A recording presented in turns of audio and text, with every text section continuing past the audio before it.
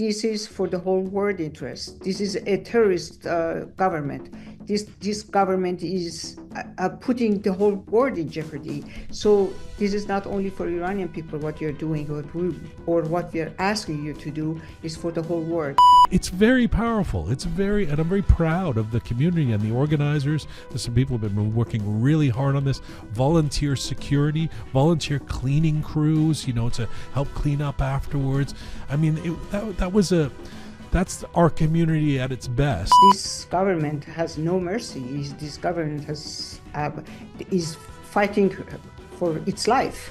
But that day, when I saw that video, I lost it, and I just wanted to the Seper video, something. Right? It was the Seper video. Seper Baba, yeah.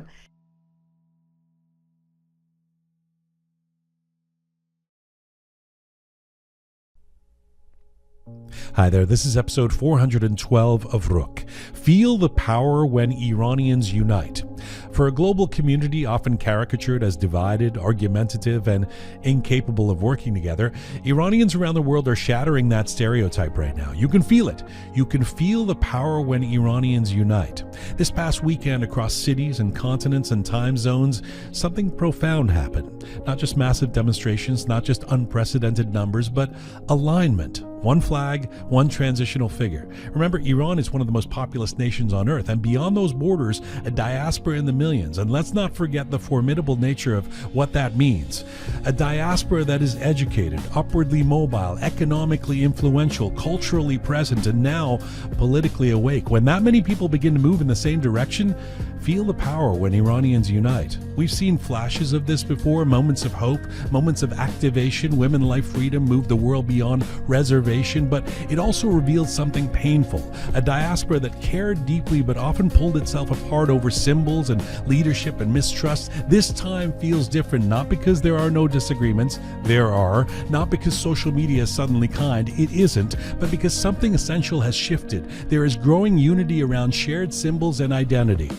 Feel the power. There is unity around the lion and sun, the Shir Khorshid, a flag that hugely dominated demonstrations across the world in the last 2 days. There is unity around a clear de facto reality that Crown Prince Reza Pahlavi has emerged as the leader of a transition, not because he was appointed, but because millions inside Iran and across the diaspora are chanting the same name. That matters, because unity amplifies the voices of those inside Iran and turns isolated bravery into collective force. It makes it harder for Western governments to pretend they don't know what Iranians want. It raises the political cost of indifference. A united diaspora doesn't just protest, it pressures. It influences media, markets, culture, policy. Feel the power when Iranians unite. This isn't just symbolic, it's strategic. And that's why the announcement of a global day of action on February 14th matters so much. Momentum only works if it's sustained. Unity only works if it's protected. And history only bends when pressure is applied again and again and again. This is not the end of the road, but it may finally be the moment when Iranians everywhere realize what we are capable of together. So wherever we are, inside Iran, risking everything, or outside of Iran with a microphone, a flag, or a megaphone, desperately hoping to help, remember this: division has always been the regime's greatest weapon.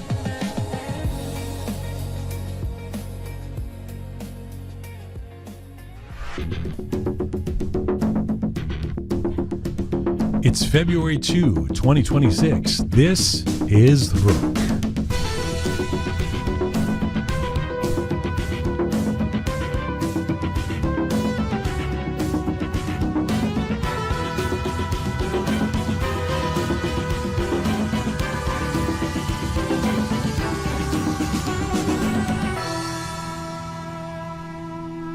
Hi there, welcome to episode 412 of Roqe. Iran Rises. I'm Jian Ghomeshi. Hello to you from Toronto, Canada. Salam dostan aziz, durud bar shoma. Hope you're doing okay wherever you are tuning in from around the world. This is the 9th episode in our Iran Rises series, this one entitled Feel the Power When Iranians Unite. And once again, events inside Iran and around the Iranian diaspora are moving at this crazy speed. So we should note that we are recording this episode at approximately 3:30 p.m. Eastern Time here in Toronto on this Monday, February 2nd. That's around midnight in Iran. And as always, we're sharing perspectives and a conversation that's as up-to-date as humanly possible. Coming up on this episode, a conversation with someone who brings rare, long vision to this moment. Joining us from Los Angeles is Homa Sarshar, a revered Iranian-American journalist who has witnessed Iran's modern history from the inside, from exile, and now from a critical distance. I want to talk to her about what feels different this time, the unity we're seeing in a mobilized diaspora, the role of Crown Prince Reza Pahlavi, the ongoing silence or indifference or disinformation of Western media, and what real pressure on this regime could actually look like. So, let's get to it. This episode of Roqe is brought to you with the support of Avoca Chocolates. Let me tell you how grateful we are that this small, non-Iranian company in Toronto has stepped up to support Iranians in this time and are making free Iran chocolates to be sold for no profit. Avoca has been making handmade artisanal chocolate in Toronto for over 30 years. Family owned and operated, they have dedicated themselves to the art of making delicious treats, including truffles, ice cream, and gelato. Made without compromise, Avoca has focused on high quality ingredients with fair trade chocolate, all made fresh daily in one of their 2 locations in East Toronto. These chocolates satisfy your sweet cravings while loving you back, providing that indulgence and nourishment can exist in the same delicious bites. You can find out more about them at avocachocolates.com. avocachocolates.com. Thank you again to Avoca for your support of the Iranian people and your support of Roqe Media.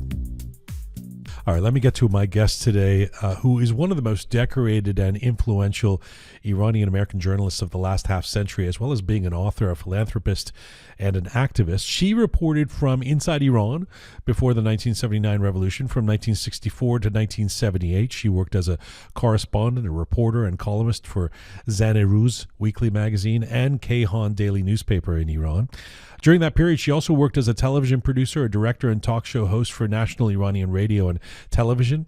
She then went on to build a distinguished career in exile, including decades of work with various Persian publications and major Iranian-American media institutions. She is a recipient of numerous journalism and community leadership awards for her lifelong commitment to press freedom, women's voices, and Iranian cultural preservation. She may have stepped back from daily journalism, but Homa Sarshar occupies a rare position, not just as a witness to history, but as a moral and intellectual reference point for a diaspora once again facing an inflection moment. Homa Sarshar joins me from Los Angeles today. Hello. Hello, good morning, good day, Jian, and thank you very much for inviting me to your show. As ever, it's always a pleasure and an honor to have you on the program. Thank you for making the time to do this. You have watched throughout your life and throughout your career so many crises, particularly in the last 47 years, of course, with respect to the Islamic Republic and with respect to Iran. You've seen them come and go, protests, crackdowns, reformist hopes, etc. Do you believe this time is fundamentally different, and what makes it different? Definitely, this time is very different than other time. This is the 10th time that I'm witnessing since the revolution, and different happenings and different uprising and demonstration has been going on. And every single time I was there, I was witnessing, I was reporting, I was talking, I was doing interviews. This time, as I'm retired, I'm just witnessing and I'm writing. And I'm just giving my 2 cents every time that is needed. But this time is really totally different. This is the magnitude of all 9 past ones together. And when you see, I was very excited when the Zanzandegi Azadi demonstration happened 3 years ago. And for me, that was also a turning point. This was the first step, or the few steps that have been taken, but the most strong one after the past ones that united all the people under one slogan and all over the world. And we witness Berlin, we witness Toronto, we witness Los Angeles, and the people coming together to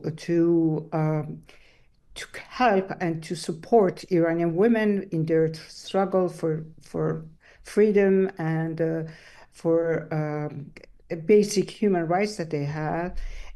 But this time is bigger than that, and I think all this that happened in the past 47 years got together and became together to bring this time demonstration and this time revolution, which is the national revolution happening, starting with Iranian people.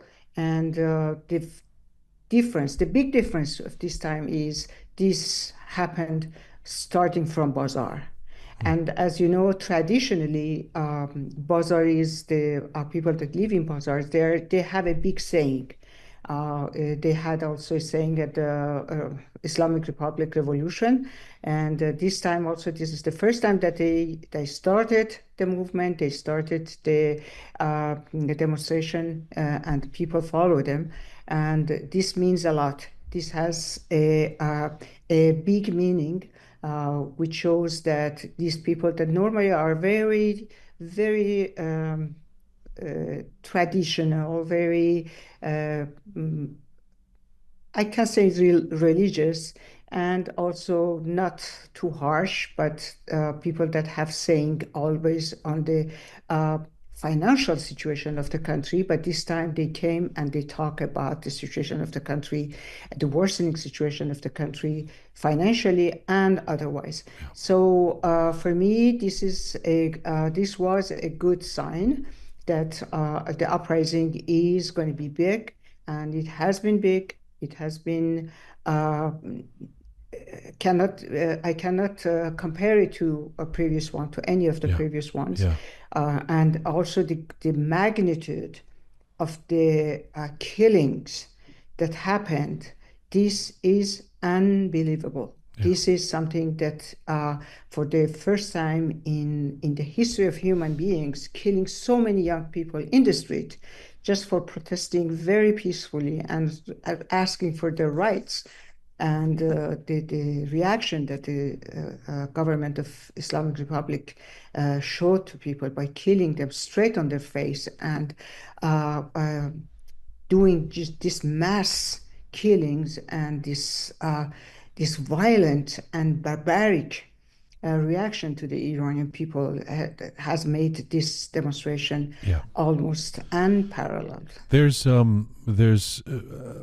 I want to get to the massacre, the killing, but just when you're talking about the Bazaris, it's interesting, just on the face of it, to think for anyone who's making the case that this revolution is somehow ebbing, or that it's going to go away, you think about the conditions that brought those people out a month ago. It's not like anything's gotten better. It's just gotten 10 times worse. So in terms of the regime trying to beyond its iron-fisted, evil massacring of people wantonly, in terms of the regime being able to contain anything, I think about those folks, those tradespeople, those merchants, those bazaris, who aren't the prototypical activists in Iran, who came out, and nothing good has happened over the last month that would suggest that their hearts, their minds, their passion is dimmed. It's just, if anything, a delay, right? Mm. Yeah, you're right. People are in the house. People are just talking. People are talking with each other. People are giving or shouting slogans from their windows outside because this government has no mercy. This government is fighting for its life, and it shows that they are just scared from the people, and the way that they react to this feeling that they have is to kill other people and make them kill them as many as they can to make them silence. But this has not happened. This has not happened. They have made people more angrier and angrier every single day, and they have to face all the people that they have lost their kids, they have lost their families, one of members of the families, and they need to come to their mind, if they have any,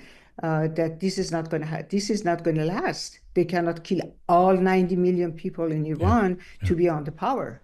Yeah, one almost think they're going to try. Homa, when I think about you, I think about the fact that you really are one of our great journalists in the Iranian space that has been there for many years, doing your work, and I say that with I think about how measured you are. From what I know of you personally, but also in terms of your journalistic work, you have consistently had the sort of balanced tone and delivery of a journalist, and that's perhaps why it was somewhat startling to see your post from a week ago, where you were very emotional, and you allowed your people to see that. You were crying, and you were on video, and it went viral. And you said, "How is this possible?" You said, "I cannot even breathe. Die already, Khamenei." Tell me about that, because I think that's not something that you've often done in terms of your career or work, but it suggests the impact and import of the moment. Yeah, exactly. Let me tell you something, Jian. My husband passed away 7 months ago. He was 92 years old. He was sick. He was fighting dementia and also cancer of lymphatic cancer. When he died, I didn't cry because I think he had a good life. He lived his life. He was surrounded by his family. I was with him the last 3 years of his life, and it was the time for him to go. And you're right. I'm the person that keep my emotion for myself. But that day, when I saw that video, I lost it. And I just wanted to the Seper say video, something. Right? It was the Seper video. Seper Baba, yeah. And I couldn't take my cell phone from myself, not to record anything, and I didn't have too long to battle myself and to tell myself, just get calm, stay calm, don't do this. You're normally very contained, and you have your face, you don't cry, you don't laugh too much, you're always the same sentiment and the same face that you have. But that day, it just the video, that 12-minute video did it. And every single day after that, when I remember the day that I saw it for the first time, this sentiment comes back to me. And I said, I must tell my people, my Iranian people, my listeners, my followers, or whoever, that I'm with them. I feel it to my heart. And something that also was very strongly arised this sentiment is my son's name is Seper. And that was it. And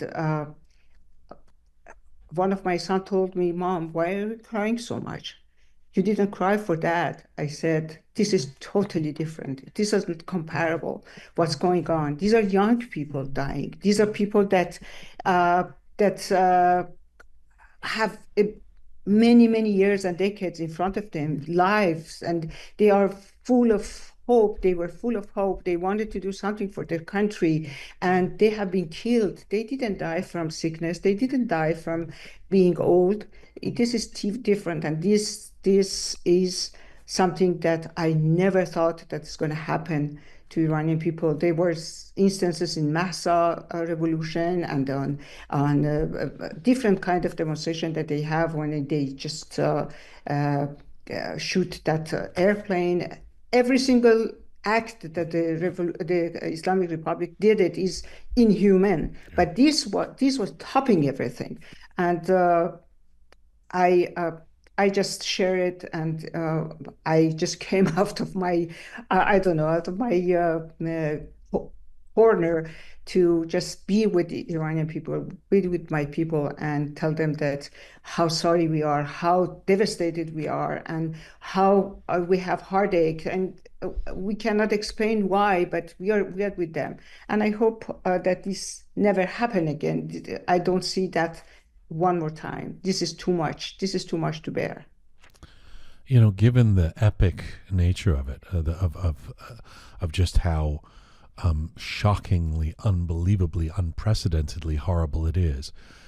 Something that's been shocking for a lot of Iranians has been, although perhaps not surprising for everybody, but has been the relative silence or indifference of the Western media, mainstream media, or the diminishing aspect of sort of playing things down that many people perceive.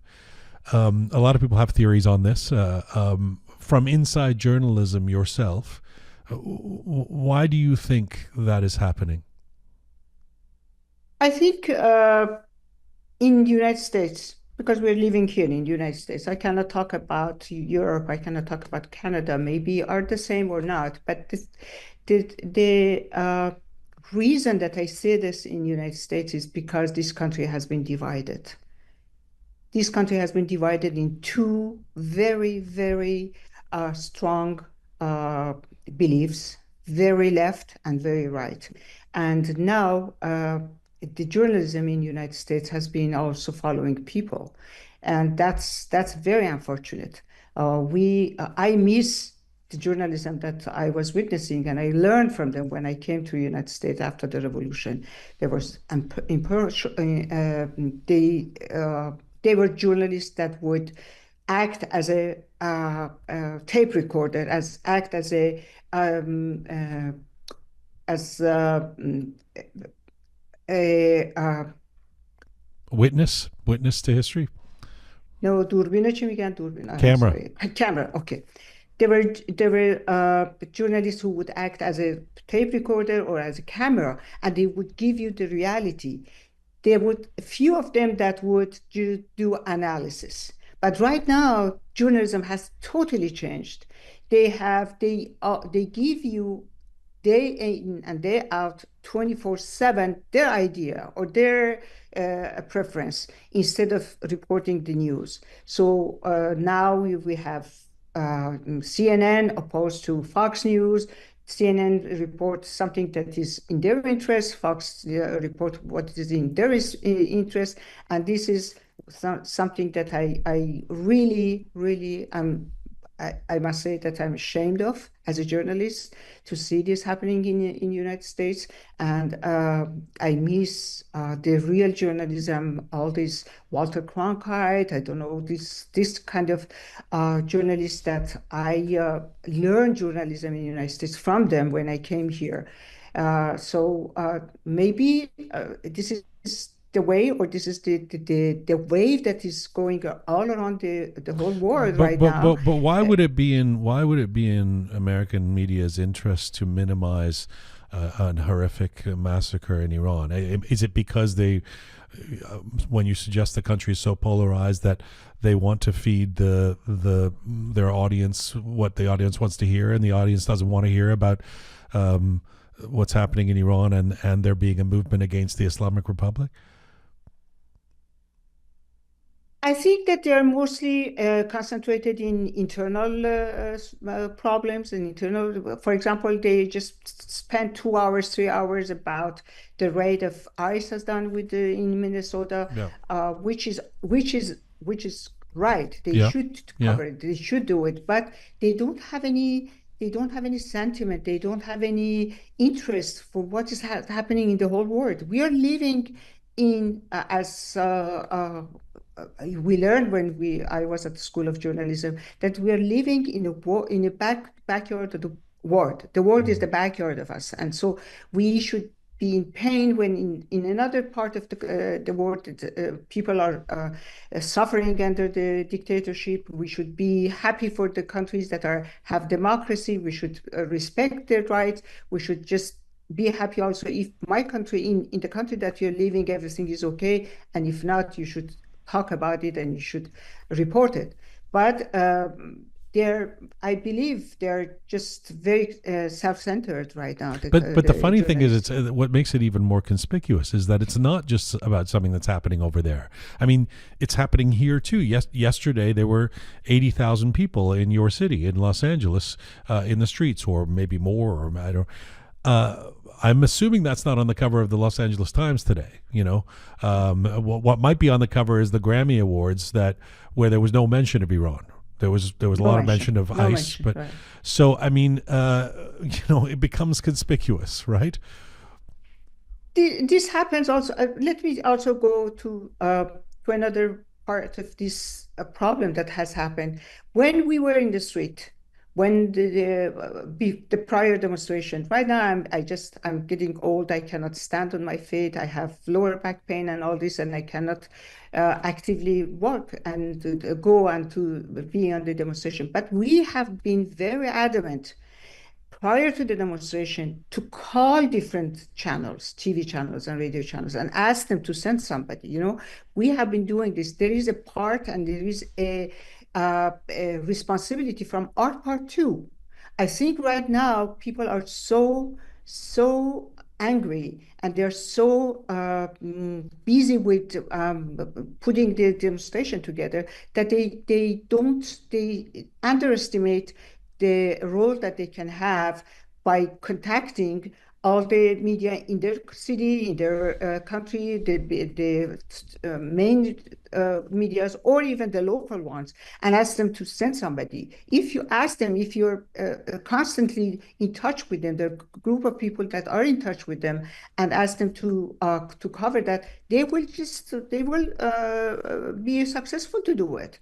And I believe this time, I don't think people are too much arguing with each other about who wants monarchy, who doesn't want monarchy, and they're fighting with each other, that they forget that we have a bigger responsibility to let the media cover this demonstration and talk about Iran and talk about what's going on in Iran. I do think that I spoke about this in my opening essay on this episode, and I do think that I believe we're witnessing a more unified diaspora overall. Not that there isn't the divisions that, to a certain extent, we've always seen, and there's the carping in social media between different actors on different sides, so to speak. But some of which is fueled by the regime, trafficking and trying to create disunity through bots, etc. But something that's really kind of unquestionable, at this point. I mean, certainly here in Toronto, when I was out there yesterday, and whether it's 100,000 or 150,000, that was a massive crowd. That was probably 1/3 of all Iranians who were in the Southern Ontario, Greater Toronto area were out on the street yesterday in Toronto downtown. And frankly, most of them were carrying the Shir Khorshid, the Lion and Sun flag. And there seems to be relative unity, at least with this audience, and from what I've seen in the Munich and LA and Vancouver, a consensus around Crown Prince Reza Pahlavi will be the option to carry this in terms of overseeing a transition away from this regime. So is that happening because, do you believe that signals maturity on the part of our diaspora or urgency? Both. Actually, both. Urgency is number one, but second, I think the second point that you brought up also is, for the first time, I believe that the follower or the opposition that is monarchist, and they want Reza Pahlavi as the king, and they want him to go back, and they're following him, and they want him. They are listening to their leader. I have been listening to Reza Pahlavi, Shahzad Reza Pahlavi, the Prince Reza Pahlavi, always listened to him. And he always was asking his people to accept other people if they are not monarchists, if they are pro Republican, or they want a Republican leader in Iran after the revolution, this revolution that happened, that is happening right now. Before that, they wouldn't accept. They wouldn't. They would argue with him. They would argue with him that no, if you don't fight with them, they will just take over. And argument like this, that is nonsense. But this time, I believe that he has passed his message across. Not 100%, but very visibly, importantly happening. So you're right. I see that also in different demonstrations. But let me give you a big credit to your city, Toronto. This demonstration that was happening in Toronto during past years, also for Massa, for other demonstration, is totally different from the whole world. And Los Angeles also is totally different, because always there's fight going on, and there's people not agreeing with each other. And this has been going on for 47 years. We have been, as a Los Angelinos, we're used to see these scenes that the two group of people are fighting with each other in the demonstration, on the floor, on the grass of federal building. But this time looked to me also that was different. And I hope that it will go more and more, and people will get together right now for one goal that they have, and that's to overthrow this regime and get together. And then, as we are hearing, this is going to be a leader of transition, and then after that we will decide on that, on who's going to do what, which regime will be up for after the referendum and all this. So let's hope for this trajectory that is going the right way. I will use the opportunity of you complimenting Toronto to amplify that. Not that I can take any credit for it. I'm just another person who's saying, "Come on out, everybody!" And I'm walking like everybody else there. But having been involved in these demonstrations in Toronto for years, there were certain expectations. I was on stage during the Green Movement. The whole world is watching was our chant at that point, believing that if the world is watching, that it would support us. That's not always true, as we've learned. But there was always an expectation that you're going to see a bunch of different placards. You're going to see a bunch of different groups. There's the communists. There's the Mujaheds. There's this group, and they were kind of all walking side by side and arguing with each other, etc.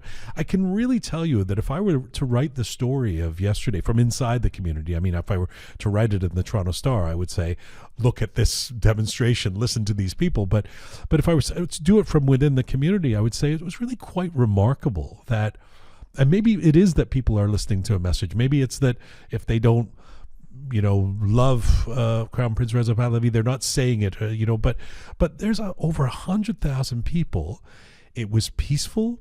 It was enthusiastic. They were all carrying the same flag, and there was the Shir Khorshid flag, and there was the Canadian flag, which was also interesting. You don't see that as demonstrations as much from other groups.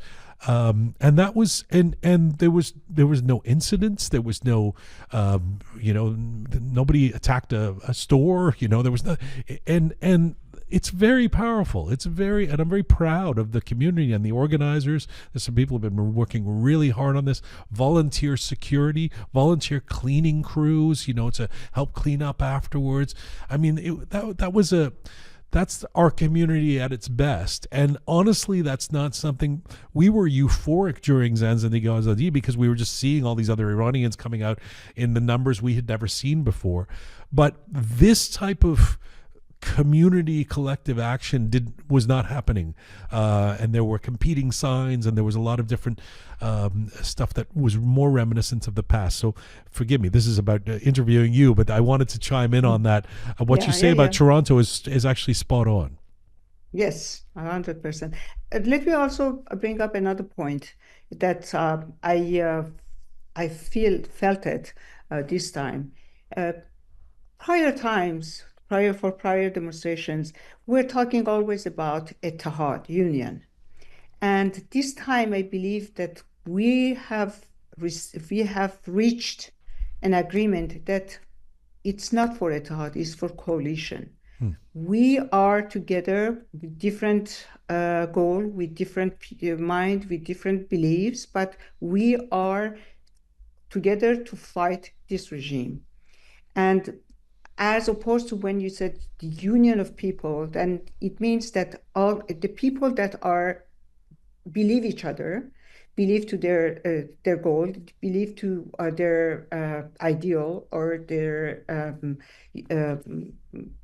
people who believe to their party and different parties that they have. So they cannot be united, Hmm. but they can become a coalition, togetherness just for bringing this regime down. And this is what I'm seeing right now. Yeah. And this gives me a hope that maybe we are reaching a maturity as a group of Iranian diaspora, if I can use that word, but political majority. And this is good. This is good. And I was watching Toronto. I was watching Los Angeles. I was watching different cities in Sweden, in Paris, in London, and it looks that all over, people are together just asking for something, and that is for topple the regime. There's something else too, which is that there's relative. Absolutely, there's outliers and there's people who don't believe in this, but amongst the global Iranian diaspora, there seems to be relative consensus overall for a desire for Western intervention, depending on what form that takes, which is also something that is some of these moments seem almost surreal. You know that because the Iranian community, like as you say, like the United States and Canada, has been polarized too. There's people who really don't like Trump in the Iranian community, but who are now on side for this sort of let's all get together and call for action on Iran. Where are you at on Western intervention? I'm not for Trump, and everybody knows because I have spoken about that for many years. I am against any invasion of a country by another country, especially uh, uh, invasion by war or something. But there is also a part of me that says when people from Iran, inside Iran, are asking for help, they're asking for help. It means that they are fed up and they are helpless and they cannot fight themselves without any help with this regime that is armed, that is has all the power. And people are my people, 90 million people in Iran. Have not. They don't have anything. They're just fighting with their empty hand, and they're asking for help. Who am I to tell them I'm against any invasion? I'm against any other countries to come and help you. They need help. This is a different this is a different kind of situation right now. We have precedent in the history in during World War II, during the different kind of problem that a nation was facing, that they asked for foreigners, for other countries to come and help them. This time also is the same. They're asking United States, they're asking Europe, they're asking other people, even they're asking Israel to come and help them. So this is different. And I think if this help comes and people, uh, they can they can back up people, they can bring people to their goal to topple this regime. This would be something that they ask for, and this will help them. But are they doing this? Are they listening to Iranian people? Are they helping them, or they're still thinking about their interests? This morning I heard that somebody is going to see Arakchi, Witkoff is going to meet Arakchi to negotiate. Yeah. Then what is the help that is coming? How can they help with this? People are very, very straightforward, asking that no negotiation with this regime. This regime must go. So if they want, they're asking for their help. It's not to negotiate for the Islamic Republic to be not to have nuclear power. This is not what they want. Yeah. Not having nuclear power is one thing that this regime must not have the nuclear power. But this is not what they want. People want regime change. And if they are asking for help, they're asking for these countries to help them to topple the regime, to bring this regime down. The thing that the thing that I try and keep emphasizing too is that it's not a static situation. I think it's already a mistake to treat what happened with the massacre that had its zenith on January 8th and 9th as history, as, oh, this terrible thing happened, now let's decide what the best course is. Because for Iranians, we know it hasn't stopped happening. The killings, the imprisonments, the executions, the pulling people out of hospitals, that hasn't stopped. It's still happening. No. And so they're executing people. They're executing young people that they have arrested in jails right now. Yes. They're executing them inside jails. So it's not stopped. You're 100% right. It has not stopped. And so that's the urgency. So when a leader says, I mean, at least we've got them to this point where there's some Western leaders saying we stand with the people of Iran, right? What do you believe actually? What kind of pressure actually works? I mean, do those words, not to be cynical, because we're glad if somebody's saying that, but do those words mean anything? I think if they come to their mind that what people of Iran are asking, and they're asking what you're doing, if you're helping us, is in Iranian people's interest and in the whole world interest. They should know that if they do this, they have something for themselves. There would be an interest for themselves too. So if we can take this argument across, that this is for the whole world interest. This is a terrorist government. This government is putting the whole world in jeopardy. So this is not only for Iranian people what you're doing, or what we are asking you to do is for the whole world. Then maybe the deaf ears that are not ready to listen would listen more. Maybe the European Union, after announcing the IRGC to be a terrorist organization, maybe that's a step. You know, Jian, these days, my life, like all other Iranians inside or outside Iran, is like being on a roller coaster. We go up, we hear something, we go up, and we hear something else, we just fall down, and again something, and that's a very unfortunate situation. Yeah. This is going to burn us. This is going to burn Iranian people. This is too much to handle. They need an act. They need a solution, and every single day that passes is too much. It's too many killings. Too many people will be killed. More and more people will be killed. So they need act, and they need it now. Postponing it, waiting for it, I don't know, all this politics that I don't understand it, and I hate politics for this. This must be straight. This must be correct. This must be the way that the countries or the Arab countries around Iran and in the Middle East, they would approve it. They should approve it. It should not be any danger for other countries. So people are waiting, and they are just their energies is going down, and they should do something. They should do something, because this is not going to happen. This is not going to continue like this. We can't. not us in Iran, Iranian outside Iran, and most importantly, Iranian inside Iran.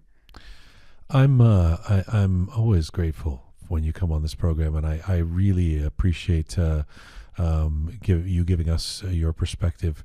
As a final question before I let you go, I often think, I really do think about your story that you once told on our show, and I think you've told it elsewhere, and you've written about your the final days in 1978 in Iran. And I have this image where you talk about going to Kayhan and realizing the same people you had been working with had turned on you and had become sort of part of the Islamic Republic Revolution, and therefore had no time for you because you were a woman and because of your religious background, and etc. And you had to flee, and you ended up in exile. How much do you think about that in days like this, even though it was 50 years ago? Yeah, actually, I can say that this last month of January, kind of reminded me like a déjà vu as they said in French, of the same mass hysteria that got people to go for the revolution. And I saw a picture of Khomeini airport that people were fleeing out of Iran after and it reminded me the same exact pictures, or the same exact scene that I witnessed myself when I was fleeing Iran before the revolution with my kids and my husband. And the Mehrabad airport was full of people fleeing out of the country. And I thought, how many times this should happen? How many Iranians should go to exile? Because this country is under this barbaric regime, and people are just want to live their life peacefully, want to live normal life in this country, and is not happening. And every single time there is a demonstration, there is a killing happening, or something like this national revolution that is happening right now, more and more people flee to exile, and this country will just lose their citizens. And probably this time too, they will lose citizens that are just the most wanted one to build the country again after the revolution that has happened. So, all the brains are coming out of this country, and these are people that the country needs after a democratic regime is in place and wants to reconstruct the country. Homa Sarshar, once again, thank you so much for doing this. Thank you for taking the time. Thank you for your sagacity and your passion. Varan merci. Thank you very much, Jian. And more power to you. Khastan nabashi. Merci. Khuda hafiz. Khuda hafiz.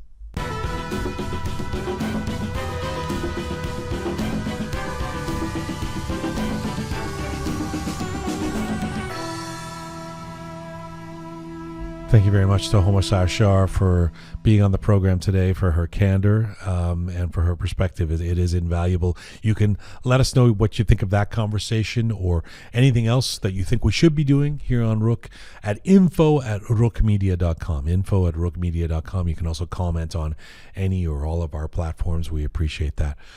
This is full time for Roqe for today. Thank you to the amazing core team who put this show together now twice a week. As part of this Iran Rises series. Sabi Roham, Tina, the photo and video queen, and Super Parisa Sanjirani. Thank you to all three of you guys. Thank you to our extended team as well, Smart Pega and Charming Kimia and Talented on Hita and Methodical Kaveh and the Rising Keon. We appreciate all of you guys. Thank you for all of you out there for supporting us and sharing our content. Please do subscribe. If you haven't done so already, you can do so on any or all of our platforms, including Telegram, Apple, Spotify, Castbox, YouTube, Instagram at Roqe Media. You can find me personally on Instagram at Jian Ghomeshi. And as ever, in these difficult but inspiring times, in the immortal words of my Uncle Berhang, Mizun Bashir.